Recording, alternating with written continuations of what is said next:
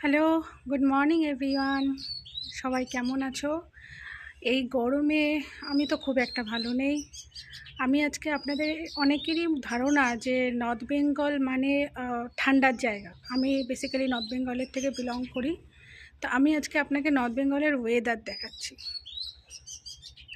দেখুন, এত গরম পড়েছে এখানে যে সিরিয়াসলি গরমে পারা যাচ্ছে না।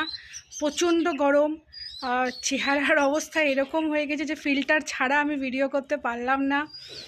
এতটাই এখানে গরম, আর যার জন্য চেহারা প্রচণ্ড কালো হয়ে গিয়েছে। মাঝে মাঝে আয়নার সামনে দাঁড়ালে আমি নিজেই নিজেকে চিনতে পারি না।